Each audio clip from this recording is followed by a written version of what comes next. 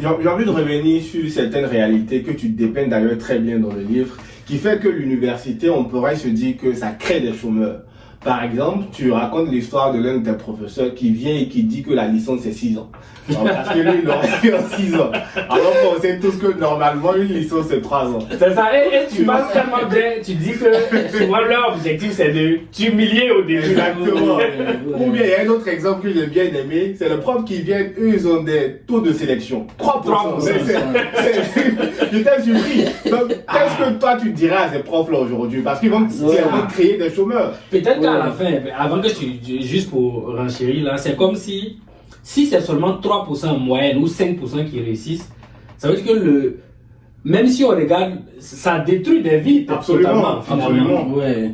Il suffit pas d'être brillant, parce que si t'es pas dans les 5%, ça marche pas. Oui, ça c'est une vérité. Et honnêtement, j'ai envie de dire que je leur en veux même pas. Dans quel sens je dis ça? C'est qu'en fait, il y a vraiment un problème d'effectif. C'est-à-dire, en réalité, ce n'est pas forcément quelque chose de normal qu'en fait, il y ait tant d'étudiants qui soient inscrits. Non, je veux dire, même du point de vue du suivi. Ouais, même du point de vue du suivi. Parce qu'en réalité, là, ça dépasse déjà le cas de l'université. Donc, si on est dans un système global qui fonctionne relativement bien, il devrait y avoir principalement des voies de sortie pour ceux qui sortent du secondaire, voilà, pour pouvoir s'insérer directement.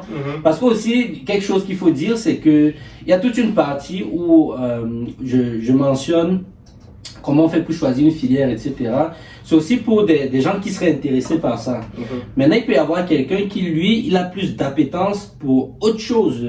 Ça peut être vraiment, je prends un exemple, la mécanique. Quelqu'un qui fait dans la technique, par exemple. Et donc, dans un système qui est total, il devrait directement avoir des possibilités de s'insérer. Et ainsi de suite, c'est-à-dire des écoles de formation, etc.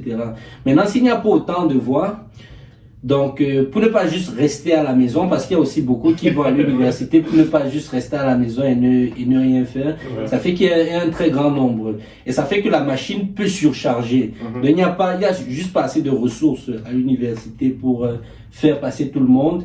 Et donc, il devrait y avoir un processus de tri, de filtre, etc. Ok. Donc, toi, là, tu parles vraiment du système. Oui. Système lui-même. Oui, c'est même pas seulement l'université de Yaoundé, c'est-à-dire même à l'université